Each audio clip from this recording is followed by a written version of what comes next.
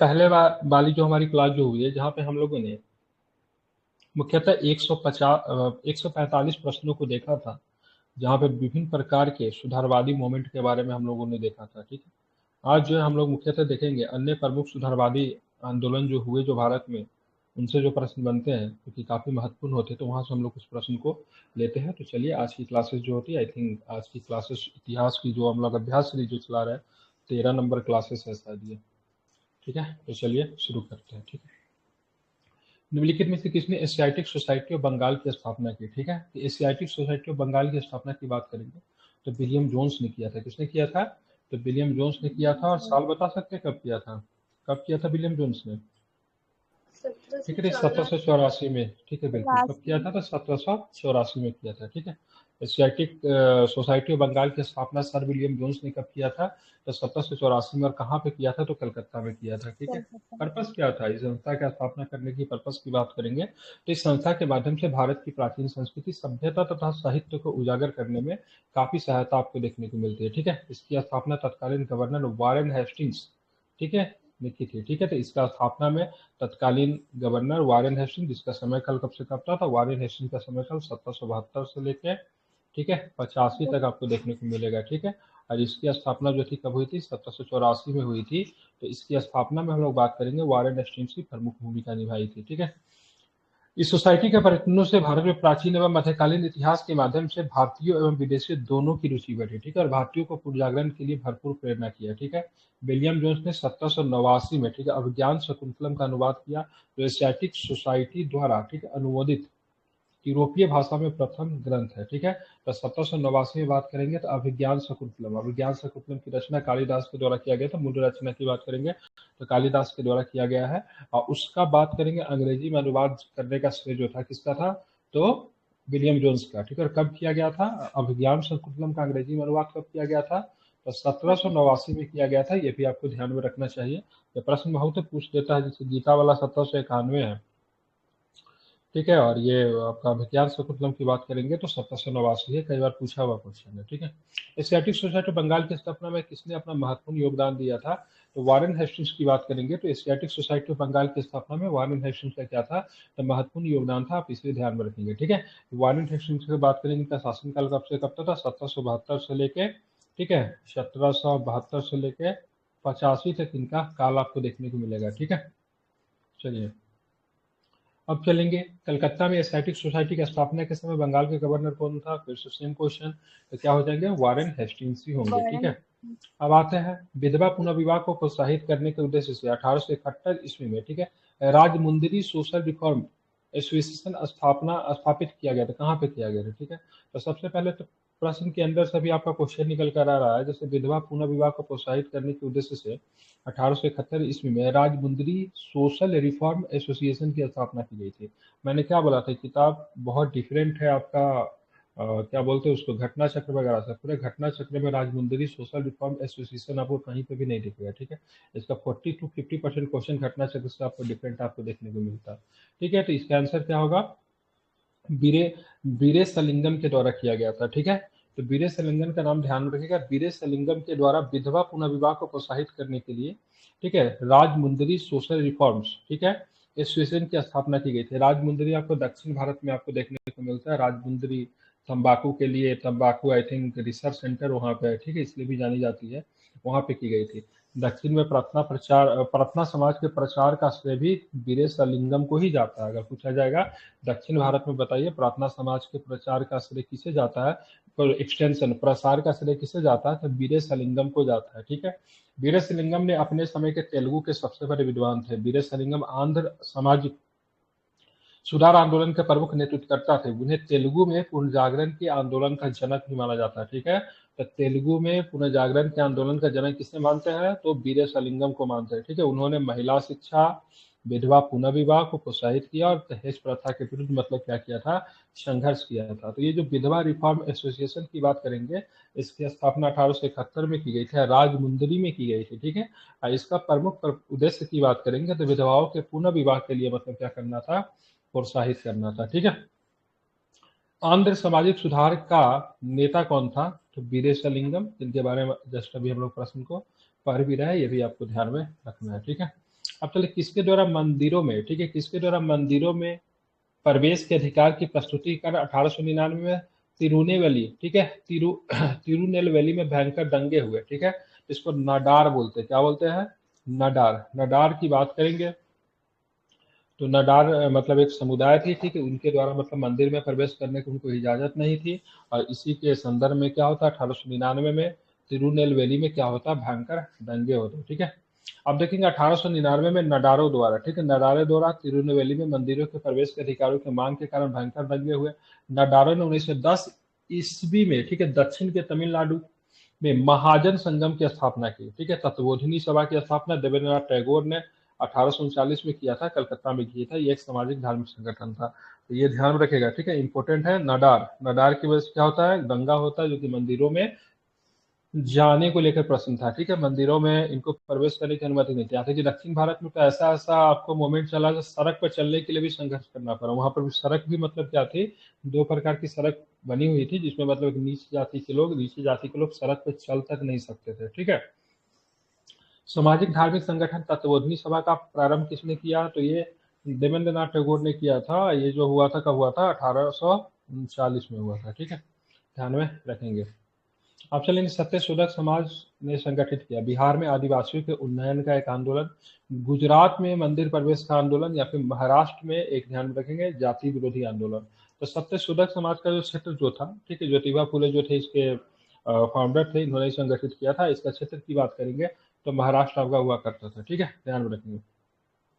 ज्योतिबा फुले की बात करेंगे तो वो थे एक माली थे, क्या थे, माली थे, माली समझते हैं ना, माली समझते हैं ना, क्या काम होता है माली का, ठीक है, फूल वगैरह तोड़ के बेचना, इसलिए इनका नाम फूले था, ठीक है, ध्यान में रखना। बाद में जाकर इनको एक संत का दर्जा भी दिया गया था। महाराष्ट्र में जाति विरोधी आंदोलन को संगठित करने का प्रयास, ठीक है, महात्मा ज्योतिबा फुले के द्वारा किया गया। सत्यशोधक समाज की स्थापना 24 दिसंबर 1873 को की गई थी। तारीख इंपॉर्टेंट है, पूछ देता। सत्यशोधक समाज की तारीख की बात करें कब था, उसकी कब स्थापना की गई थी, तो 1873 में स्थापना की गई थी। कब की गई थी, तो ध्यान रखना 1873 में इसकी क्या थी, स्थापना की गई थी, याद है आपको, ये रखना चाहिए, ठीक है। इस समाज का उद्देश्य क्षुद्र एवं अस्पृश्य जाति का उत्थान करना तथा समाज के कमजोर वर्ग को आर्थिक धार्मिक न्याय दिलाना था। उन्होंने गुलामगिरी एवं सार्वजनिक सत्य धर्म की रचना की। वर्ष 1888 में लोग उन्हें महात्मा कहने लगे, ठीक है, कब कहने, इनको क्या कहने लगे, ठीक है, ध्यान रखिए ना, महात्मा कहने लगे थे, ठीक है। सत्यशोधक समाज समाज में क्षुद्रों, अति क्षुद्रों को पुजारी, पुरोहित, सुदकोर आदि के सामाजिक सांस्कृतिक दास्ता से मुक्ति दिलाना, ठीक है। धार्मिक सांस्कृतिक कार्यों में पुरोहितों की अनिवार्यता को समाप्त करना, मतलब कोई भी धार्मिक कार्य है, कोई भी सांस्कृतिक कार्य है, तो उसमें मतलब किसी भी पुरोहित की आवश्यकता नहीं है, ठीक है, आम आदमी इसे कर सकते हैं, ऐसा नहीं कि पुरोहित के आने के बाद ही इस कार्य को संपन्न किया जाएगा, ऐसी कोई बात नहीं है, ठीक है, ध्यान में रखना। शुद्धकोर आदि की सामाजिक सांस्कृतिक दशा से मुक्ति दिलाना, धार्मिक सांस्कृतिक कार्यों में पुरोहितों की अनिवार्यता को समाप्त करना, शिक्षा को प्रोत्साहन, शिक्षा शोषण से मुक्ति, एकता का भाव उत्पन्न करना है, ठीक है, ध्यान में रखेंगे। और इनकी जो पत्नी जो थी, ठीक है, वो भी मतलब क्या थी, सावित्रीबाई फूले, वो भी एक सामाजिक कार्यकर्ता थी, उनका भी महिला शिक्षा के लिए वो भी बहुत अधिक काम करी थी, उनसे भी प्रश्न निकल कर आएगा है, ठीक है। ज्योतिबा फुले द्वारा किस संगठन की स्थापना की गई थी, तो ध्यान में रखिएगा, किसने की गई थी, तो सत्यशोधक समाज की स्थापना की गई थी, इंपॉर्टेंट है। और ये कब की गई थी, जस्ट हम लोगों ने ऊपर पढ़ा तो 1800, क्या हो जाएगा, 1800, ठीक है, 89 था, 1873 था, ठीक है, कब की गई थी, 1873 में की गई थी, ठीक है, ध्यान में रखेंगे। अब चलते हैं आगे, चलेंगे तो क्या है, किसने 1873 में सत्यशोधक समाज की स्थापना की थी, तो फिर से सेम क्वेश्चन है, तो ज्योतिबा फूले हो जाएंगे, ठीक है। अब आते हैं पिछड़े वर्गों का उत्थान, किसका मुख्य कार्यक्रम था, तो सत्यशोधक समाज का मुख्य कार्य की बात करेंगे तो पिछड़े वर्गों का क्या था, उत्थान था। महाराष्ट्र में ज्योतिबा फूले के सत्यशोधक समाज के आंदोलन के बारे में निम्नलिखित कथनों में से कौन सा कथन की बात करेंगे, तो सत्य है, विचार इसकी सत्यशोधक समाज की स्थापना 1873 में की गई थी, तो सही है, ठीक है। उसके बाद फूले ने तर्क दिया कि ब्राह्मण अनदेशीय कार्यों के संतान है। फूले आर ब्राह्मण हुआ द प्रोपगेनी ऑफ एलियन आर्यंस, ठीक है, देखना पड़ेगा इसको, ठीक है। उसके बाद देखेंगे 1880 एवं 1890 के दशकों में कुनबी किसानों पर फूले ने ध्यान केंद्रित करने के फलस्वरूप मराठा पहचान विशिष्ट बन गई, ठीक है। दूसरा नंबर के साथ मुझे डाउट लग रहा है, देखता हूँ क्या सही इसको, इसका आंसर डी लिया है, ठीक है। डी में क्या है? सारे के सारे सही है, ठीक है। फुले ने तर्क दिया कि ब्राह्मण अन्यदेशीय आर्यों की संतान है, ठीक है। तो ऑल ऑफ दिस, ठीक है, मतलब अन्यदेशीय, अन्यदेशीय का मतलब क्या है? जो कि मतलब देसी नहीं है, ठीक है, मतलब बाहर से आया, ठीक है, उसको क्या बोलते हैं? अन्यदेशीय बोलते हैं, ठीक है। अब आते हैं हम लोग प्रश्न देखेंगे, और कौन सा प्रश्न है इसको जरा डिटेल्स में देख लेते हैं, ठीक है। सत्य शोधक समाज की स्थापना ज्योतिबा फुले ने किया था, 1773 में किया था, कोई दो राय नहीं है इसमें। और फुले ने तर्क दिया था ब्राह्मण जो है अन्यदेशीय आर्यों की संतान है। इस आंदोलन का उद्देश्य, ठीक है, छुआछूत को मिटाना था, ब्राह्मण के वर्चस्व को मतलब क्या करना था? विरोध करना था। फूलों ने छुआछूत हिंदू धर्म के कलंक के रूप में लिया तथा बुद्ध और कबीर के क्रांतिकारी विचारों को समन्वित किया। फूलों ने गुलामगिरी पुस्तक, ठीक है, यह ध्यान में रखेगा, ज्योतिबा फुले की पुस्तक का नाम क्या है? गुलामगिरी, ठीक है। सार्वजनिक सत्याग्रह, दास्ता जैसी पुस्तक की रचना की। ज्योतिबा फुले ने किसानों पर ध्यान केंद्रित किया और उनकी समस्याओं को किसान, ठीक है, किसानों की समस्या के लिए उन्होंने कौन सी पुस्तक लिखी? तो किसान कोरा, पुस्तक का नाम क्या है?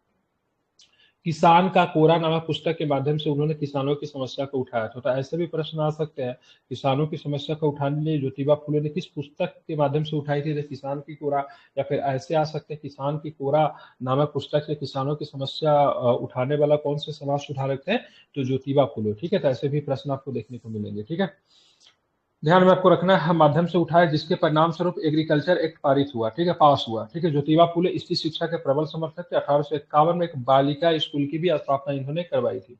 ज्योतिबा फुले जी को महाराष्ट्र के निम्न जातीय आंदोलन के प्रणेता माने जाते हैं। उन्होंने 1880-90 के दशक में कुनबी किसानों पर भी ध्यान केंद्रित किया। भारत में इन्हीं की प्रेरणा से नारी आंदोलन का क्या होता? प्रारंभ होता। हालांकि महिला लिंग की बात जो थी उनके भी बहुत अधिक योगदान था।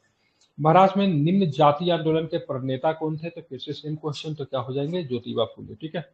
अब आता है, निम्नलिखित में से कौन सा कथन ज्योतिबा फुले के विषय में सही नहीं है? उन्होंने अपने में बुद्ध और कबीर क्रांतिकारी विचारों को सम्मिलित किया, ठीक है।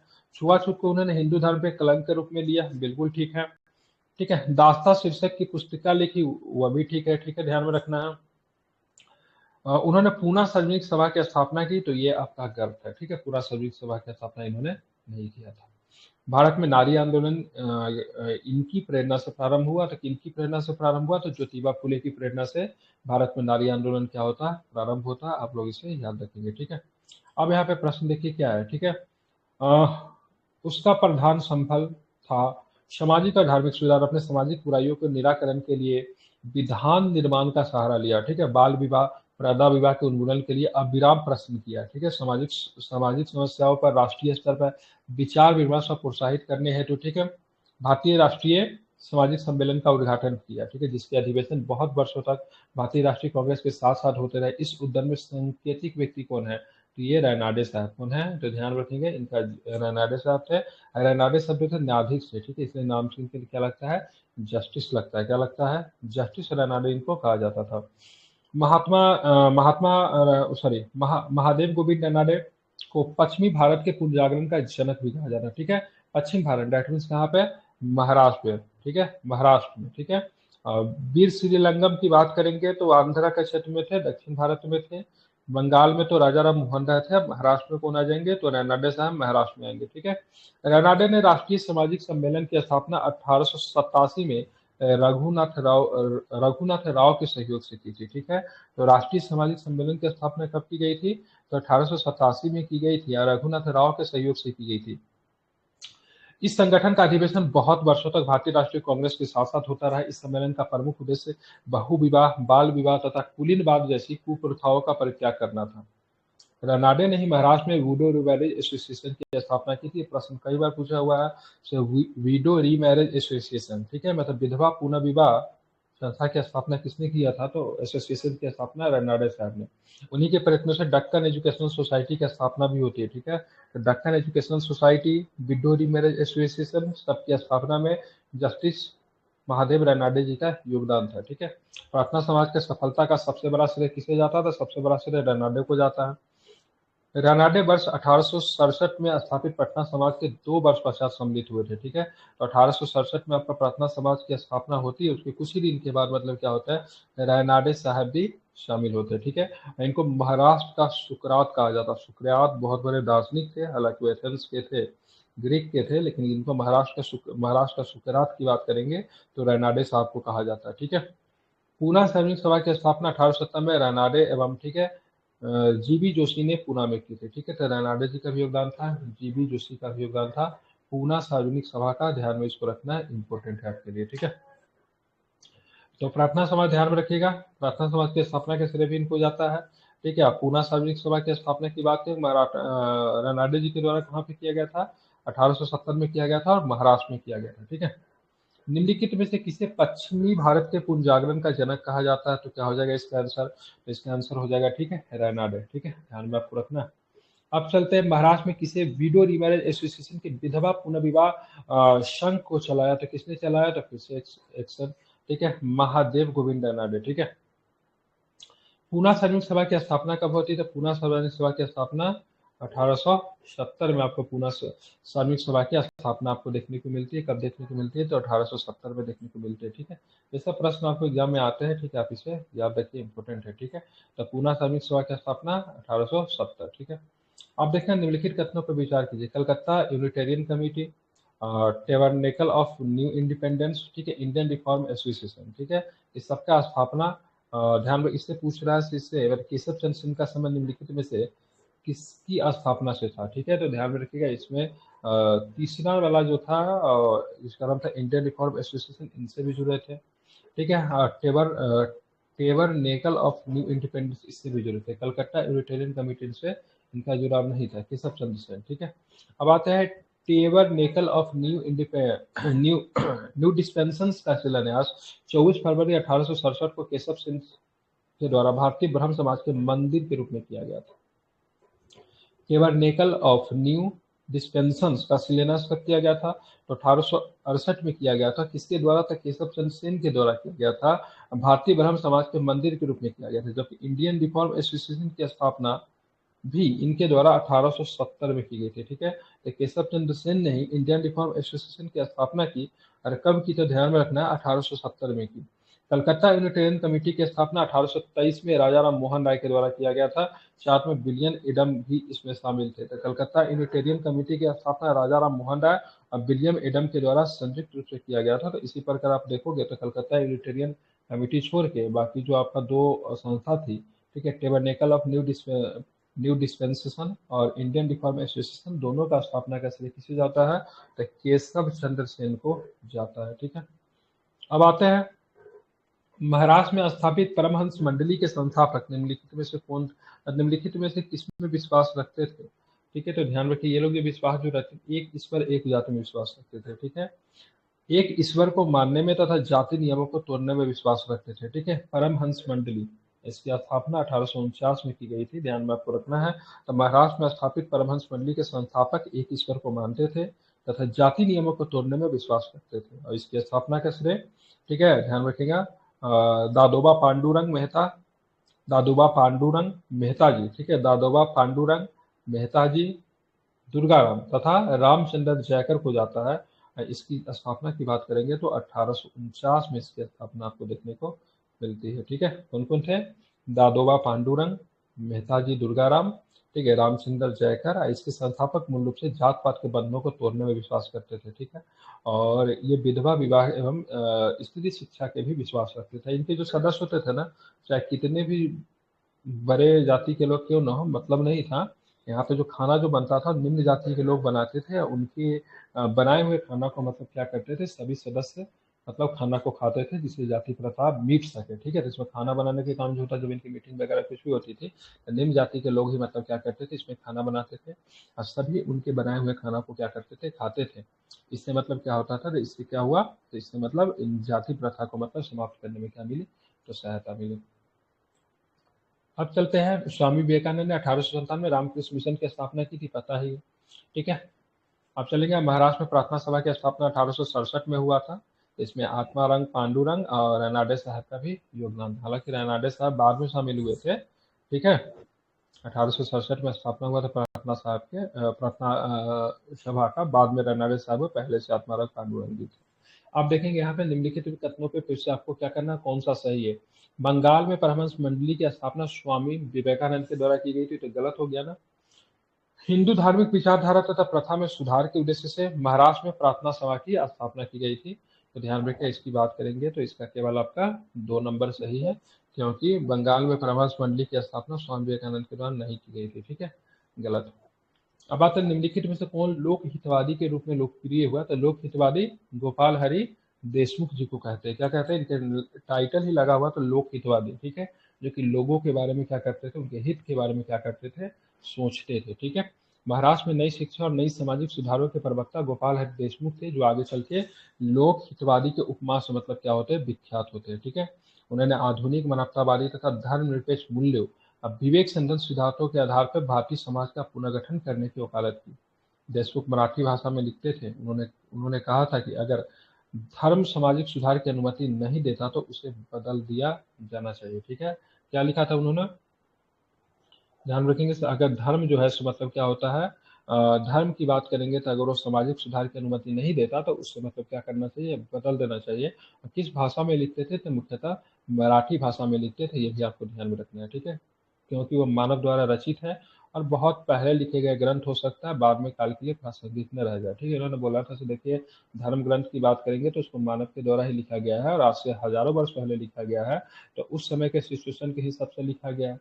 बाद में मतलब हो सकता है प्रासंगिकता उसकी नहीं रहे तो इसको बदल देना चाहिए था। ठीक है, तो ऐसा बात जो थे किसने कहा था, तो गोपाल हरि देशमुख जी ने कहा था। ठीक है, महाराष्ट्र में किस समाज सुधारक को लोक हितवादी कहा जाता है, तो गोपाल हरि देशमुख जी को क्या बोलते हैं, तो लोक हितवादी हम लोग कहते हैं। ठीक है, चलेंगे आगे चलेंगे।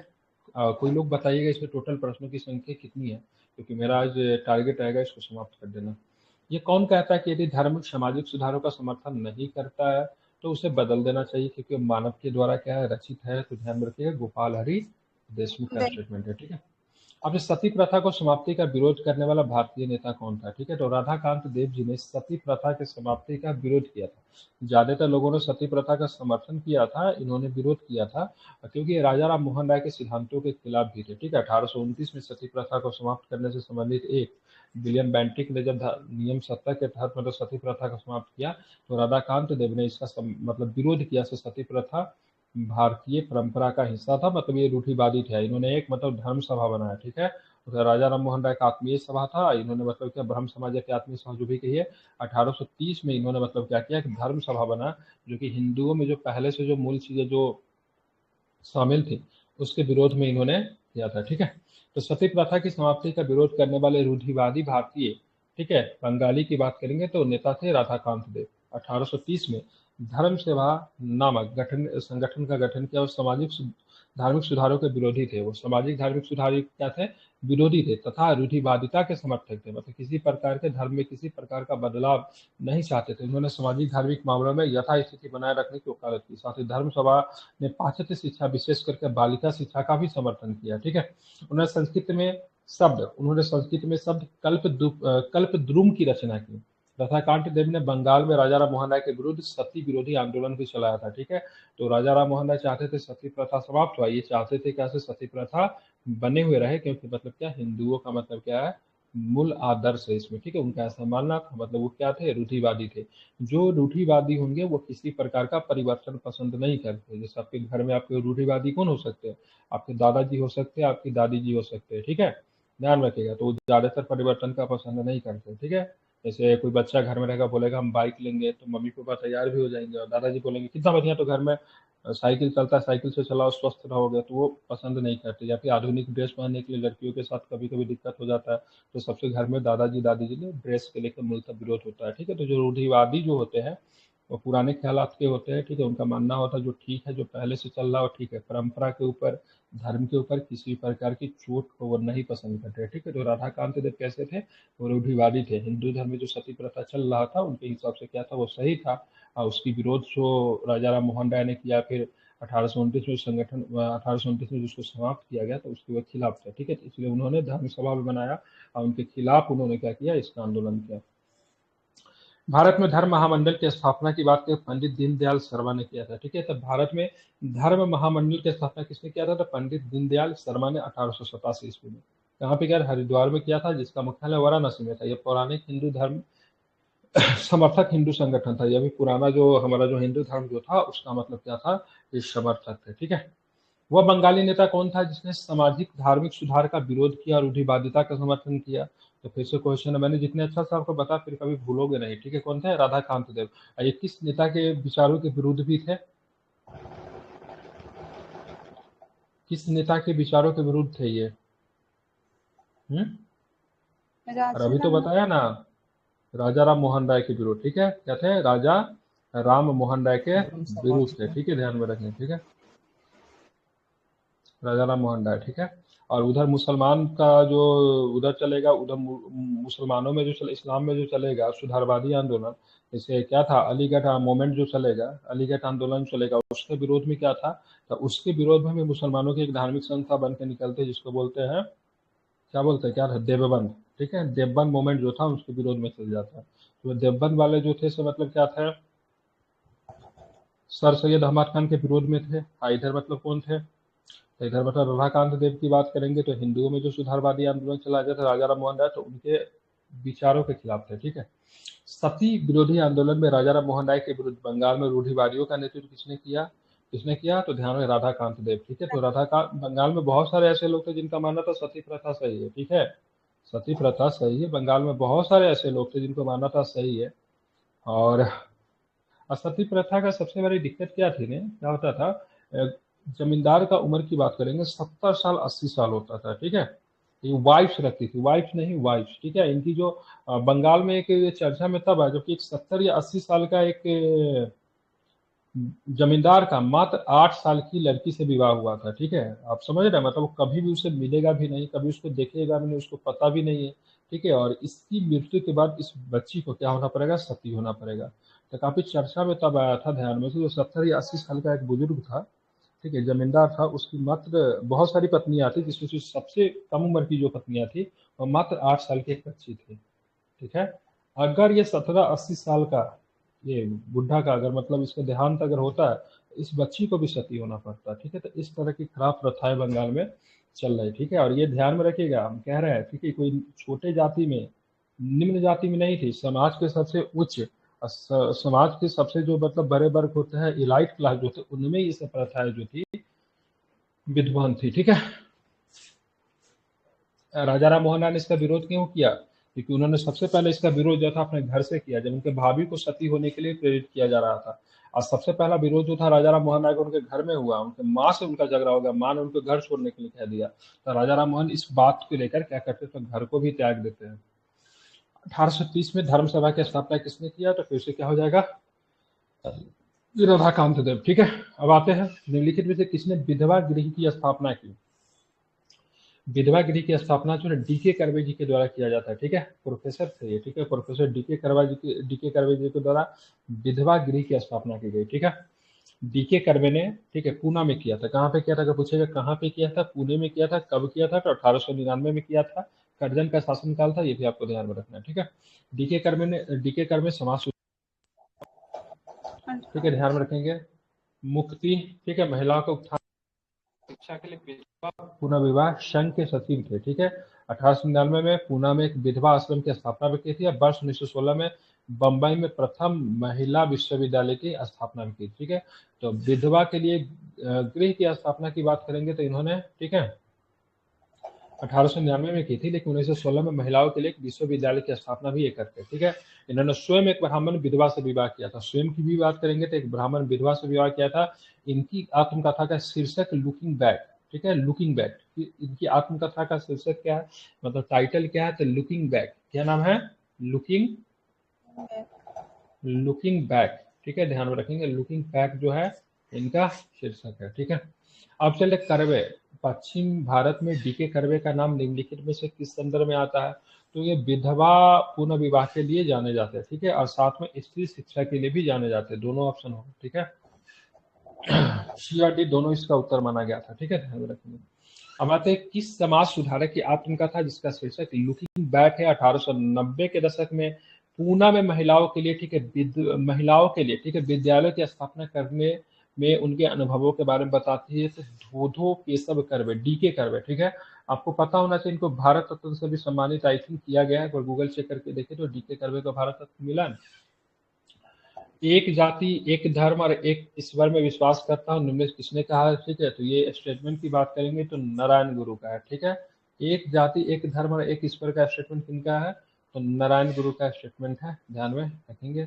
ठीक है, केरल में श्री नारायण गुरु ने दलितों उद्धार का एक आंदोलन शुरू किया। उन्होंने 1903 में श्री नारायण धर्म परिपालन योगम संस्था की स्थापना की तथा नारायण गुरु ने आह्वान किया कि मानव मात्र के लिए एक धर्म एक जाति और एक ईश्वर। ठीक है, किसने कहा कि यदि भगवान अस्पृश्यता को सहन करते तो मैं उन्हें कभी नहीं मानूंगा। ठीक है, स्टेटमेंट तिलक जी का है। ठीक है, किसने कहा था? यदि भगवान अस्पृश्यता को सहन करते हैं, मतलब भगवान के नजर में अगर अस्पृश्यता अनटचेबिलिटी अगर सही है तो मैं वैसे भगवान को कभी नहीं मानूंगा। स्टेटमेंट किनका है? तो तिलक जी का है। ठीक है, ध्यान रखेंगे। लोकमान्य तिलक का मृत्यु कब हुआ था? ठीक है, तो 1920 में हुआ था। जिस दिन असहयोग आंदोलन प्रारंभ हुआ था 1 अगस्त 1920 को, उसी दिन तिलक जी की मृत्यु हो गई थी। ठीक है, असहयोग आंदोलन में, ठीक है, भारतीयों से देशवासियों से समर्थन प्राप्त करने के लिए कुछ रुपया पैसा चाहिए होगा ना, तो इसलिए तिलक कोष स्थापित किया गया था। सभी राज्यों में तिलक कोष था, और जहाँ पे तिलक कोष में मतलब क्या होती थी? पैसे मिलते थे, राशि मिलती थी, चंदा मिलती थी, और उसी से असहयोग आंदोलन चलाया गया था। ठीक है, तो जिस दिन असहयोग आंदोलन की शुरुआत हुई उसी दिन तिलक जी की मृत्यु हो जाती है। हालांकि इनका जन्म 56 में हुआ था और 1920 में क्या होता है? इनका मृत्यु हो जाता है। ठीक है, चले, कहा जाता है कि लोकमान्य तिलक ने भारत में समाज सुधार कार्यक्रम लागू करने के लिए ब्रिटिश सरकार का मुंह ताकना उचित नहीं समझा। उन्होंने स्वयं समाज सुधार आंदोलन का नेतृत्व का बीड़ा उठाया। उन्होंने कहा था यदि भगवान अस्पृश्यता का सहन करते तो मैं उन्हें कभी नहीं मानूंगा। वे कांग्रेस के गर्मपंथी नेताओं में से एक थे। ठीक है, उनके अनुयायी उन्हें लोकमान्य की उपाधि भी कहते हैं। ठीक है, तो लोकमान्य इनको कहा जाता है। लोकनायक तो जानते हैं, जयप्रकाश नारायण जी को भी कहते हैं। ठीक है, अब हम लोग चलेंगे। ठीक है, महाराष्ट्र में विधवा पुनर्विवाह हेतु अभियान का नेतृत्व किसने किया? तो ध्यान में विष्णु परशुराम पंडित ने। ठीक है, ध्यान रखना, महाराष्ट्र में विधवा पुनर्विवाह हेतु अभियान का नेतृत्व किसने किया? ध्यान में रखेंगे, तो किस क्या नाम था महाराष्ट्र में? तो विष्णु परशुराम पंडित। ठीक है, तो महाराष्ट्र में इन्होंने किया था। ठीक है, तो आप हमें बता सकते हैं बंगाल में किसने किया था विधवा पुनर्विवाह के लिए? हम्म ईश्वर चंद्र ईश्वर चंद्र विद्यासागर ने किया था। ठीक है, हमको लगता है घर से कोई पढ़कर नहीं आता है, जब हम बोल देते घर से पढ़कर आने के लिए। और साथ में ये भी कहता हूँ उससे मतलब एक बार हो सके तो इसको वीडियो भी देखिएगा, क्योंकि दोबारा फिर से रिवीजन करने का मौका नहीं मिलेगा। ठीक है, महाराष्ट्र में किसने किया था? तो महाराष्ट्र में विष्णु परशुराम पंडित है, और बंगाल में कौन है? तो ईश्वर चंद्र विद्यासागर है। ठीक है, बट आप लोग करते नहीं हो। ठीक है, तो बहुत दिक्कत हो जाएगी, तो बेसिक क्वेश्चन सब नहीं आता है। ठीक है, महाराष्ट्र में विधवा पुनर्विवाह अभियान का नेतृत्व, ठीक है, विष्णु परशुराम पंडित ने किया था। उन्होंने 1850 में बीडो रीमैरिज एसोसिएशन की स्थापना की थी, फिर बीडो रीमैरिज सोसाइटी। ठीक है, इसकी स्थापना 1850 में किसने किया था? तो विष्णु परशुराम पंडित ने किया था। ठीक है, और साथ में विधवा पुनर्विवाह आंदोलन को भी चलाया। जबकि बी.एम. मालाबारी विधवा विवाह प्रथा को वैधानिकता प्रदान करने के लिए प्रसिद्ध होते थे। मतलब बी.एम. मालाबारी की बात करें तो फारसी थे। ठीक है, इन्होंने वैधानिकता प्रदान करने के लिए प्रसिद्ध हुए थे। मतलब विधवा मतलब कानूनी शक्ति प्राप्त हो जाए, मतलब समाज स्तर पर चलाने से तो कुछ नहीं होगा, कानून का भी बनना चाहिए। कानून के द्वारा इनको वैधानिकता प्रदान करने के लिए बी.एम. मालाबारी जी का योगदान था। तो आप हमें ये बताओ, विधवा पुनर्विवाह अधिनियम को, विडो रीमैरिज को वैधानिकता कब प्रदान की गई थी? 1856 कब किया गया था? जोर से, क्या हुआ? आंसर नहीं आ रहा? कब किया गया था बताइए? 1856 में। हाँ, 1856 में किया गया था। ठीक है, विष्णु शास्त्री पंडित ने 1866 में विधवा पुनर्विवाह को बढ़ावा देने के लिए एक संस्था की भी स्थापना की थी। ठीक है, निम्नलिखित समाज सुधारों में से किसने महाराष्ट्र में 1866 में विधवा पुनर्विवाह को बढ़ावा देने के लिए एक संस्था की स्थापना की थी? तो विष्णु शास्त्री पंडित जी ने किया था। ठीक है, अब आते आगे। अब चलना है आगे, देखेंगे कौन सा प्रश्न है।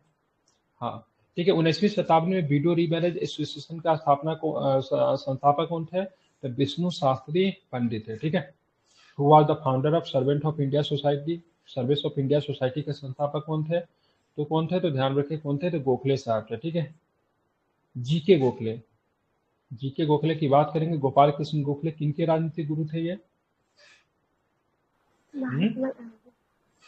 महात्मा गांधी के क्या थे, राजनीतिक गुरु थे। ठीक है, 1905 में पुणे में गोपाल कृष्ण गोखले ने भारत सेवक मंडल, ठीक है, सर्विस ऑफ इंडिया सोसाइटी की स्थापना की थी। कहाँ पे किया गया था, तो पूना में किया गया था, याद रखिएगा। इसका उद्देश्य क्या था, तो इसका उद्देश्य देश सेवा हेतु समर्पित कार्यकर्ता तैयार करना, संवैधानिक तरीके से आंदोलन को मतलब क्या करना, प्रोत्साहित करना, तथा एमसी शीतलवार, बी.एन. राव तथा अल्लादी कृष्ण स्वामी अय्यर इनके सदस्य थे। ये सबके सब एमसी शीतलवार, बी.एन. राव, अल्लादी कृष्ण स्वामी अय्यर बहुत इंपॉर्टेंट भूमिका निभाएंगे संविधान के निर्माण में। ठीक है, वर्ष 1915 में गोखले की मृत्यु के पश्चात श्रीनिवास शास्त्री ने इसका नेतृत्व संभाला। तो श्रीनिवास शास्त्री जी आपके लिए इंपॉर्टेंट होते हैं। तिलक जी की बात कर, सॉरी, गोखले जी के मृत्यु की बात करेंगे 1915 में जब हो जाती है। ठीक है, 1915 में जब हो जाती है तो उसके बाद इसका नेतृत्व किसने संभाला था, तो इसका नेतृत्व, ठीक है, सर्विस ऑफ इंडिया सोसाइटी के नेतृत्व किसके हाथों में था, श्रीनिवास शास्त्री के हाथों में आया था। भारत सेवक संघ, भारत सेवक समाज 1911 में समाज के विचारों को प्रस्तुत करने के लिए हितवाद का क्या करता था, प्रकाशन करता था। ठीक है, तो भारत सेवक संघ की बात करेंगे, भारत सेवक समाज की बात करें तो 1911 में, ठीक है, समाज के विचारों को प्रस्तुत करने के लिए हितवाद का भी प्रकाशन करता था। भारत सेवक समाज की स्थापना किसने की थी, भारत सेवक समाज की स्थापना लाला लाजपत राय, बिपिन चंद्र पाल, गोपाल कृष्ण गोखले, फिर भगत सिंह, या फिर किसके द्वारा किया गया। ठीक है, ध्यान रखें, तो गोपाल कृष्ण गोखले के द्वारा Bharat Sevak Sangh, service of India society की स्थापना की गई थी। ठीक है, तो भारत सेवक संघ कह लीजिए, फिर भारत सेवक समाज कह लीजिए, दोनों के दोनों अपने आप में उचित है।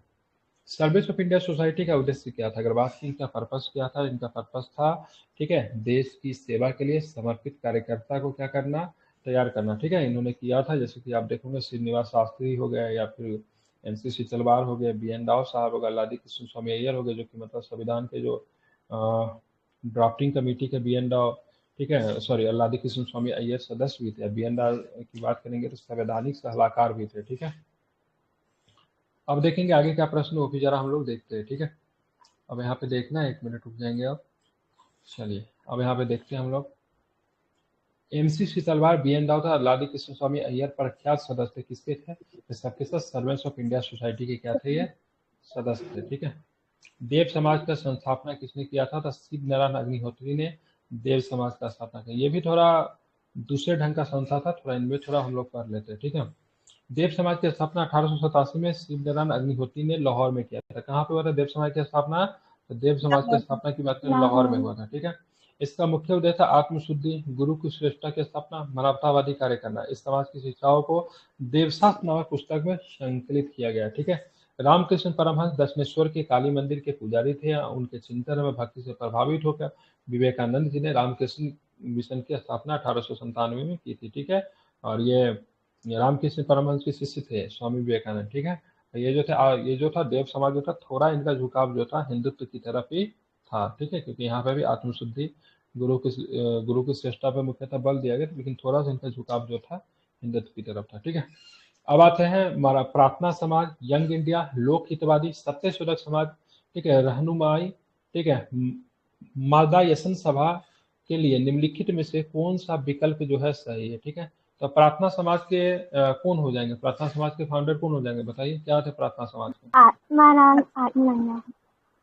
तो आत्माराम पांडुरंग किधर है, पहले ऑप्शन में, तो पहले ऑप्शन में होना चाहिए, तो इसमें है पहले, इसमें तो नहीं है। ठीक है, इसमें है, इसमें है, हाँ, सी में। ठीक है, तो सबका एक बार नाम, एक बार मैं एक बार क्या कर रहा हूँ, रिवाइज करवा दे रहा हूँ, सारा इधर दिया होगा सोल्यूशन में।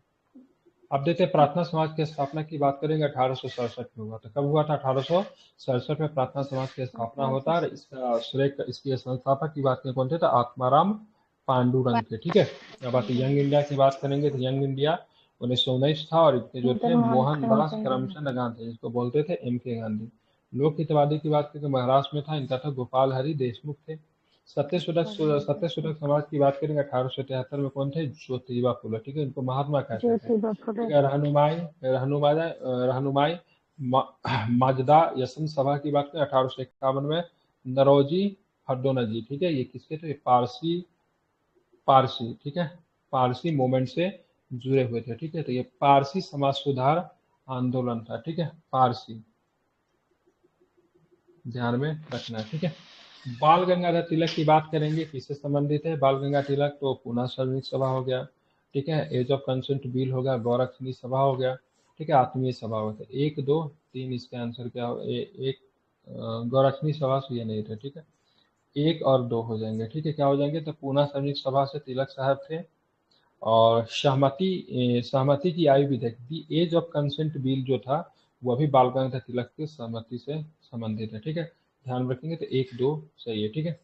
पूना की बात करें, पूना सार्वजनिक सभा के ऊपर हम लोग बात करते हैं, इसकी स्थापना 1870 में, ठीक है, एम जी रैनाडे एवं गणेश वासुदेव जोशी के द्वारा किए गए थे, ठीक है। आगे चल के इनमें बहुत सारे महान नेता तो जुड़े, और इसी में से एक नेता जो थे बाल गंगाधर तिलक भी थे पूना सार्वजनिक सभा से। हालांकि इसकी स्थापना 1870 में रैनाडे एवं गणेश वासुदेव जोशी के द्वारा की गई थी। अब आता है एज ऑफ द कंसेंट, ठीक है, मतलब सम्मति आयु विधेयक जो थी बहराम जी मलावारी के प्रयत्नों से पारित हुआ था, जिसके अंतर्गत लड़कियों की विवाह की आयु न्यूनतम आयु 12 वर्ष निर्धारित की गई थी। पूछा जाएगा कि सम्मति आयु विधेयक द एज ऑफ कंसेंट में लड़कियों की न्यूनतम आयु, ठीक है, कितनी निर्धारित की गई थी, 12 वर्ष, ठीक है। बाल गंगाधर तिलक ने इसका 12 वर्ष। विरोध किया था, इसे भारतीय सामाजिक मामलों में विदेशी हस्तक्षेप मतलब माना, ठीक है, तो उनका कहना था मतलब विदेशी लोग, ठीक है, मतलब ब्रिटिश गवर्नमेंट कौन होती है तय करने वाली, से हम अपनी लड़कियों की शादी कितने वर्ष में करें, ठीक है। अब आते गौरक्षणी सभा की बात करें, 1882 में स्वामी दयानंद सरस्वती ने इसकी स्थापना की थी, मतलब आर्य समाज से ये जुड़ा हुआ आर्य समाज है, ठीक है। जबकि बाल गंगाधर तिलक ने गौ हत्या विरोधी समितियां बनाई थी तथा गांधी जी ने गौरक्षा संघ का गठन किया था। तो गांधी जी ने गौरक्षा संघ बनाया था, बाल गंगाधर तिलक जी ने गौ हत्या विरोधी समिति बनाई थी, ठीक है। गौरक्षणी सभा की बात करेंगे तो स्वामी दयानंद सरस्वती जी से संबंधित है, ठीक है, अतः गौरक्षणी सभा का संबंध इनसे नहीं है। आत्मीय सभा की बात करेंगे, 1815 में आत्मीय सभा का गठन राजा राम मोहन राय के द्वारा भी किया गया था, ठीक है। भारतीय इतिहास के संदर्भ में बाइकॉम सत्याग्रह के संबंध में निम्नलिखित में से कौन सा कथन सही है, ठीक है। यह अस्पृश्यता और जातिगत भेदभाव के विरुद्ध एक सत्याग्रह था। अब महात्मा गांधी ने इसमें भाग लिया था बाइकॉम में, ठीक है, तो आई थिंक दोनों को दोनों स्टेटमेंट बाइकॉम सही है। में महात्मा गांधी थे, हाँ साथ सही लग रहा है, ठीक है, दोनों सही है, ठीक है। बाइकॉम सत्याग्रह की बात करेंगे तो त्रावणकोर हुआ था, हाँ त्रावणकोर के नाम से जाना जाता था, ठीक है, 1924 में था, ठीक है। कब हुआ था, तो 1924 में केरल के त्रावणकोर में चलाया गया था। ये एक अस्पृश्यता और जातिगत भेदभाव के विरुद्ध आंदोलन था, और इस आंदोलन का नेतृत्व किया था टी के माधवन, के केलकम और के पी केशव मेमन जैसे नेताओं ने किया है। टी के माधवन साहब, कल्पनन तथा केपी केशव मेनन जैसे नेताओं ने किया था। इस सत्याग्रह का गांधी जी ने अपना समर्थन दिया, और 1925 में इस क्षेत्र का मतलब क्या किया था, तो उन्होंने दौरा किया था, ठीक है, ध्यान में कब दौरा किया था, तो 1900, ठीक है, ध्यान में रखेंगे, ठीक है, कब किया था, तो 1925 में इस क्षेत्र का मतलब क्या किया था, दौरा किया था। ये भी आपको ध्यान में रखना चाहिए, इम्पोर्टेंट है, ठीक है, महत्वपूर्ण है, ठीक है। अब आते हैं देखेंगे, ठीक है, जस्टिस पार्टी के बारे में निम्नलिखित में से कौन सा कथन सही नहीं है। उसने गैर ब्राह्मणों के लिए उसी प्रकार के पृथक सांप्रदायिकता प्रतिनिधित्व के लिए आवाज उठाई जैसा कि मार्ले मिंटो सुधारों के द्वारा मुसलमानों का प्रदान करने के लिए किया गया था। जस्टिस पार्टी, ठीक है, ये भी साउथ में था। अब चलेंगे, इसने मॉन्टेग्यू संसद सुधारों में गैर ब्राह्मणों के लिए 28 आरक्षित स्थानों का प्रावधान करवाने में सफलता पाई। उसके बाद बात करेंगे तो इसने 1920 के आम चुनावों के बहिष्कार के लिए कांग्रेस द्वारा किए गए आह्वान का समर्थन किया, ठीक है। तब बता जस्टिस पार्टी के बारे में मुझे कौन सा कथन सही नहीं है, तो ये आपको लास्ट वाला ऑप्शन की बात करेंगे, डी वाला ऑप्शन सही नहीं है। दैट मीन्स ऊपर वाला सारा का सारा स्टेटमेंट सही है। जस्टिस पार्टी जो थी साउथ में थी, केरल और तमिलनाडु के क्षेत्र में मुख्यतः इनका कार्यालय मतलब क्या बोलते हैं, इनका कार्यालय क्षेत्र था। इसने गैर ब्राह्मणों के लिए, ठीक है, गैर ब्राह्मण डेट मीन्स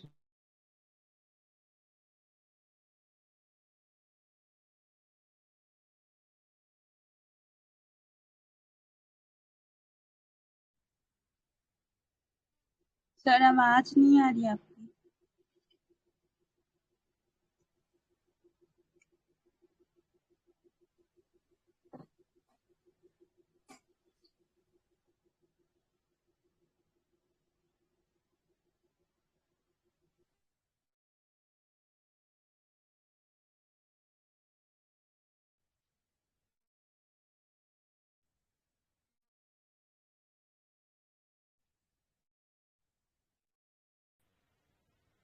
हेलो, और जी आवाज आ रही है।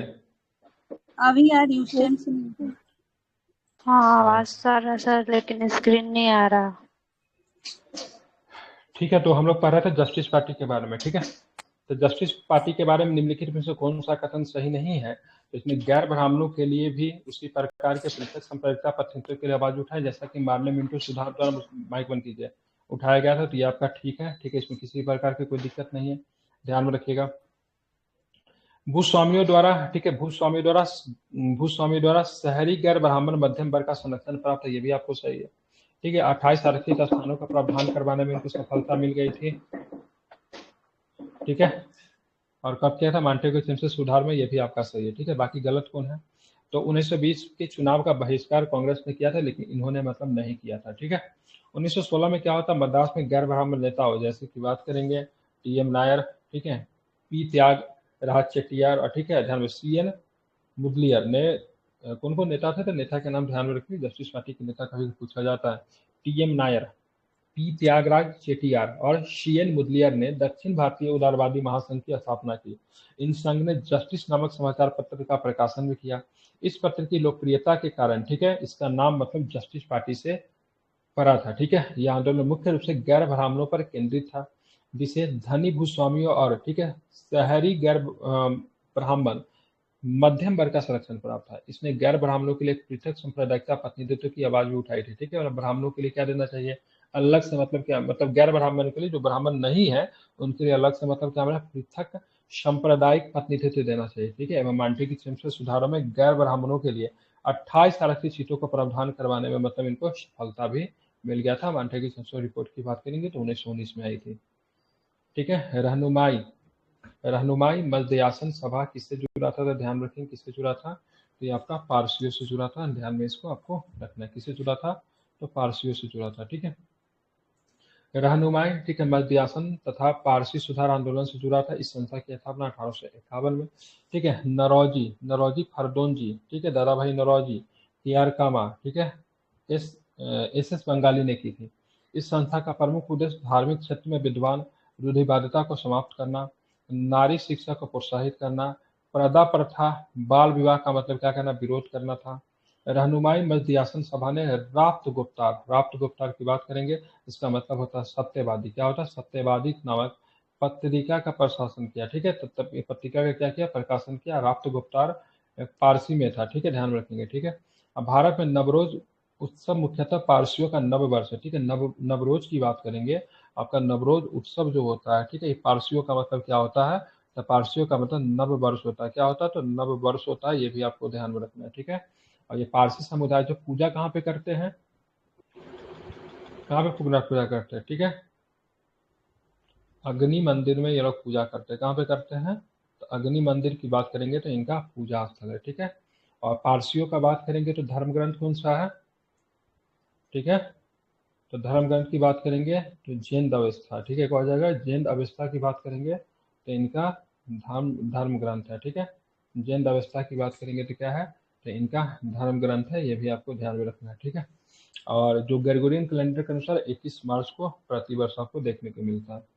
अब चलते हैं, रहनुमाई मजदयासन सभा की स्थापना 1851 में पारसियों के सामाजिक धार्मिक सुधारों का सूत्रपात करने के लिए हुई थी। इसके संस्थापकों की सूची में किसका नाम नहीं है? ठीक है, तो ध्यान रखें इसमें किसका नाम नहीं है, तो ध्यान रखिएगा शिबली नोमानी का नाम नहीं है। ठीक है, बाकी कौन कौन थे? एस बंगाली थे, दादा भाई नरौजी थे, और नरौजी फुदोंजी थे, सबके सब पार्सियन थे। ठीक है, ध्यान में रखना है। अब आते हैं आत्मारंग पांडुरंग, किस सभ्यता किससे जुड़े हुए हैं? इसमें क्या सुनना है? तो इसमें सुनना है गलत कौन सा है। ठीक है, तो राजा राम मोहन राव की बात करेंगे तो आदि ब्रह्म समाज के संस्थापक नहीं है। ठीक है, आदि ब्रह्म समाज के स्थापना देवेंद्रनाथ टैगोर ने किया था। ठीक है, चलिए एक बार रिवीजन करवाता हूँ, सबको रिवीजन कीजिए। ब्रह्म समाज की स्थापना 1828 में होती है, और राजा राम मोहन राय जी के द्वारा होती है। ठीक है, ब्रह्मंस मंडली की स्थापना 1849 में होती है। ठीक है, ध्यान रखिए दादोबा पांडुरंग इसमें शामिल थे। आदि ब्रह्म समाज की स्थापना 1866 में होती है, इसमें कौन थे? देवेंद्रनाथ टैगोर थे। ठीक है, प्रार्थना समाज की स्थापना आत्माराम पांडुरंग और रेनाडे साहब ने किया था, 1867 में किया था। आर्य समाज की स्थापना के सूर्य की बात करेंगे तो दयानंद सरस्वती जी को जहाँ था, ये कब हुआ था? तो 1875 में हुआ था। ठीक है, रामकृष्ण मिशन आप लोग जानते हैं 1897 में क्या हो जाएंगे? तो स्वामी विवेकानंद जी। ठीक है, थियोसॉफिकल सोसाइटी की बात करेंगे, इसका ब्लावर्स्की एवं अल्कोट, कर्नल अल्कोट जो थे, इसकी जो अंतर्राष्ट्रीय जो शाखा जो थी आपको कहाँ पे देखने को मिलता है? तो आपको ये मद्रास की अड्यार में आपको देखने को मिलता है। ठीक है, फिर से आपको क्या करना, सुनियमित करना, प्रार्थना समाज कौन हो जाएंगे, तो प्रार्थना समाज, और इधर राजा राम मोहन राय तो मिल ही रहा है, तो अलंकारी दिक्कत में ऊपर नीचे हो जाएगा।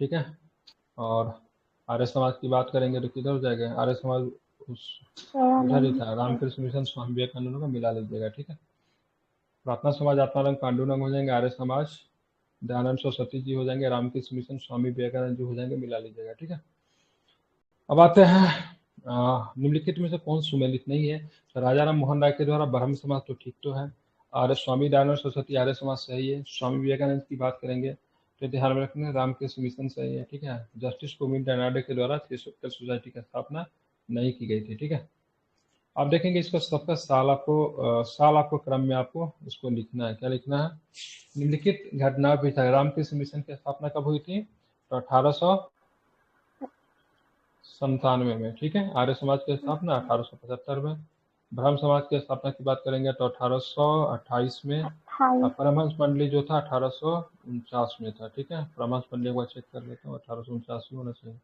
ठीक है, कब था परमहंस मंडली, 1849 में। ठीक है, अब इसको क्या करना है, क्रम में आपको सजाना है, तो सजा दो आप। सबसे पहले क्या होगा, तो सबसे पहले ब्रह्म समाज होगा, मतलब 3 नंबर सबसे पहले, उसके बाद 3 के बाद क्या हो जाएगा, 3 के बाद 4 होगा, 4 के बाद 2 होगा, 2 के बाद 1 होगा। ठीक है, अब आते हैं हम लोग आगे देखेंगे, प्रार्थना समाज की बात करेंगे तो क्या हो जाएगा, तो प्रार्थना समाज क्या हो जाएंगे, मिलाना है क्या, हाँ मिलान करना है आंसर क्या, क्या है आंसर है, ये आंसर लग रहा है, 198 नंबर क्वेश्चन है, देखते इधर क्या करना है। ठीक है, क्वेश्चन है।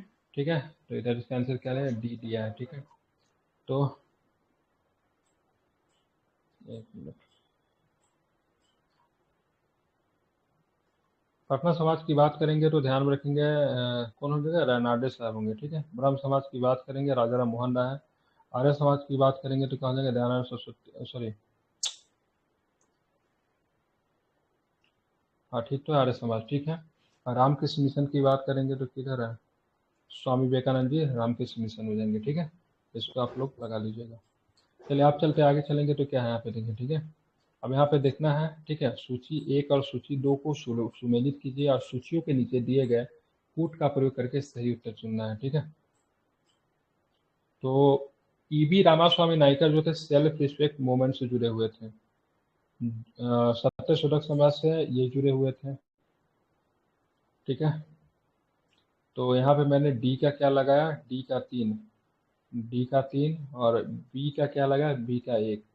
ठीक है, तो बी का 1 मतलब ऑप्शन नंबर क्या होगा आपका, सी हो जाएगा।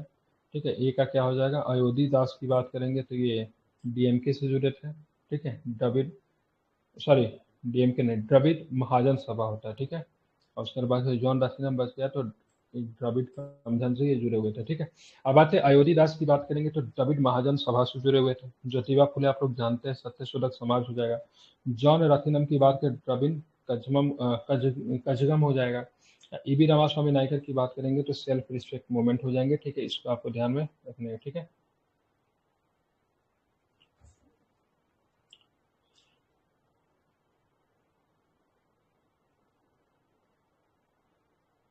ठीक है, एक मिनट, कॉपी नहीं जा रहा है क्या ग्रुप में, कॉपी ग्रुप में,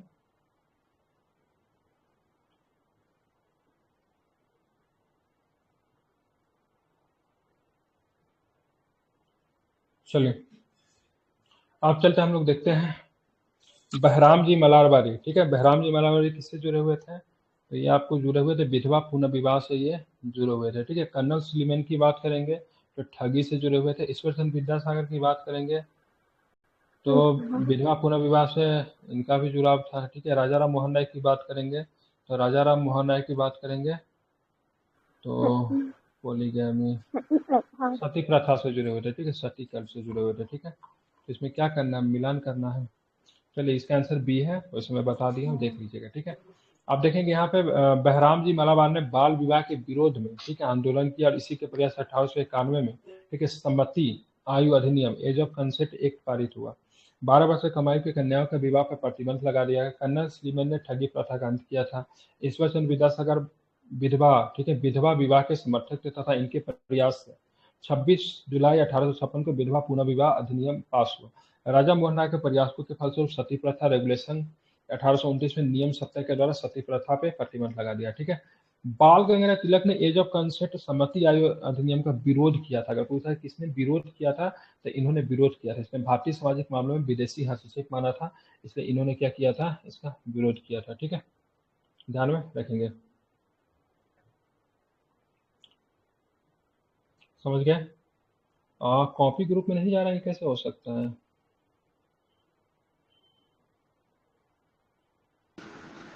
सर नाइट मोड ऑन हो गया।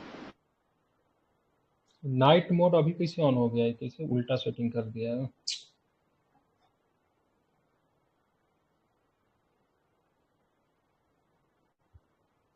एक मिनट,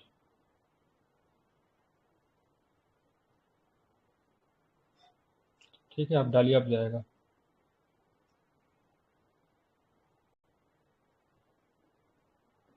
ठीक है, अब बात करेंगे, यहाँ पे और भी प्रश्न है। ठीक है, सूची 1 और सूची 2 को देखते हैं। इसमें कुछ प्रथाएं दी हुई है और उनका मिलान करना है। ठीक है, बाल गंगाधर तिलक किससे जुड़े हुए थे? तो बाल गंगाधर तिलक कर्नल सलीमन, फिर सेम क्वेश्चन आ गया कर्नल सलीमन वाला। कर्नल सलीमन ठगी से जुड़े हुए थे। ईश्वरचंद्र विद्यासागर की बात करेंगे तो ईश्वरचंद्र विद्यासागर बात करें विधवा पुनः विवाह से जुड़े हुए थे। राजा राम मोहन राय की बात करें तो सती से जुड़े हुए थे। तो फिर से तो सेम क्वेश्चन है। ठीक है, अब आते हैं आगे, देखेंगे कौन सा प्रश्न। ठीक है, आर्य समाज की बात करें, आर्य समाज की स्थापना कहाँ पे की गई थी? तो आर्य समाज जो था आपका सुमेलित नहीं है, मुंबई। ठीक है, आर्य समाज। ठीक है, प्रार्थना समाज की बात करेंगे, प्रार्थना समाज आपका बम्बई में नहीं था। प्रार्थना समाज, वेद समाज पंजाब में, देव समाज, देव समाज, देव समाज कहाँ पे था? प्रार्थना समाज महाराष्ट्र में तो था, लेकिन बॉम्बे के क्षेत्र में था कि नहीं, देखता हूँ उसका आंसर क्या है। ठीक है, इसका आंसर की बात करेंगे तो इसका जो डाउट लग रहा है ना, सी और डी दोनों लिया है। ठीक है, सी और डी दोनों लिया है। ठीक है, मतलब वेद समाज भी गलत है और देव समाज भी आपका गलत है। ठीक है, तो प्रार्थना समाज बम्बई, देखिए आर्य समाज की स्थापना 1875 में स्वामी दयानंद सरस्वती ने आर्य समाज की स्थापना बंबई में की थी। इसके बाद में इसका मुख्यालय लाहौर बन गया था, इसमें कोई दो राय नहीं है। ठीक है, प्रार्थना समाज की स्थापना केशव चंद्र सेन की प्रेरणा से 1876 में 1867 में, ठीक है, आत्माराम पांडुरंग ने बंबई में की थी। ठीक है, अब वेद समाज जो था पंजाब में स्थापित नहीं किया गया था, इसकी स्थापना वर्ष 1864 में केशव चंद्र सेन से प्रेरणा लेकर श्री धरालू नायडू ने मद्रास में की थी। ठीक है, यह दक्षिण भारत का ब्रह्म समाज था। तो दक्षिण भारत का ब्रह्म समाज को वेद समाज के नाम से जानते हैं। इसकी स्थापना श्री धरालू नायडू ने मद्रास में की थी। देव समाज की स्थापना शिव नारायण अग्निहोत्री ने 1887 में लाहौर में की थी। अतः सी और डी दोनों सुमेलित नहीं है, इसको भी आपको ध्यान में रखना है। ठीक है, शिव नारायण अग्निहोत्री ने लाहौर में की थी। देव वेद समाज की बात करेंगे तो ये आपको मद्रास में था। ठीक है,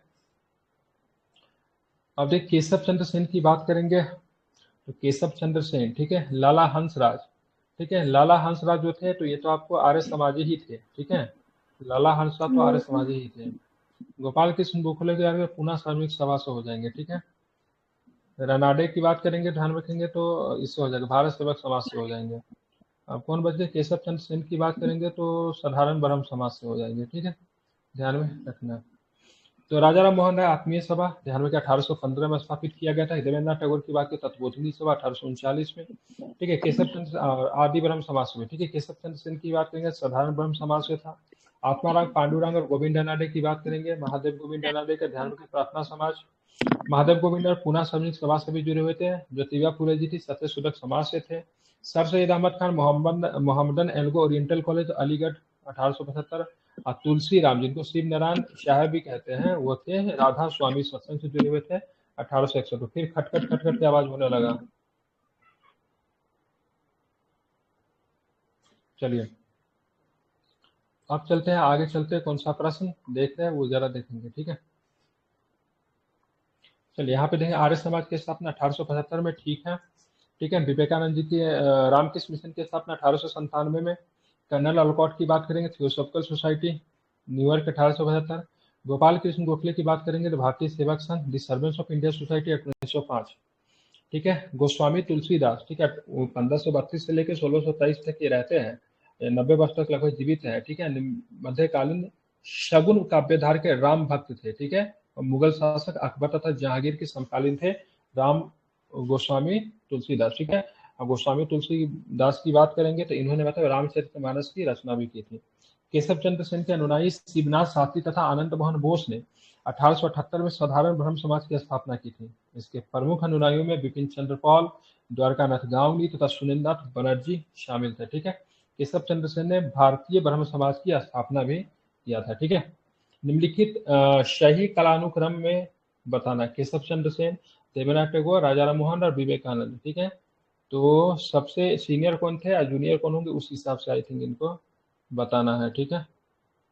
तो मोस्ट सीनियर की बात करेंगे तो इसमें से राजा राम मोहन राय हो गए, उनके बाद देवेंद्रनाथ टैगोर, उनके बाद नहीं राजा राम मोहन राय और केशव चंद्र सेन, फिर देवेंद्रनाथ टैगोर, सबसे जूनियर की बात करें विवेकानंद जी हो जाएंगे। तो 4 नंबर सबसे बाद में होगा, ठीक है। तो सबसे सीनियर राजा राम मोहन राय, फिर 2 नंबर पे देवेंद्रनाथ टैगोर, फिर केशव चंद्र सेन और मोस्ट जूनियर की बात करेंगे विवेकानंद, ठीक है।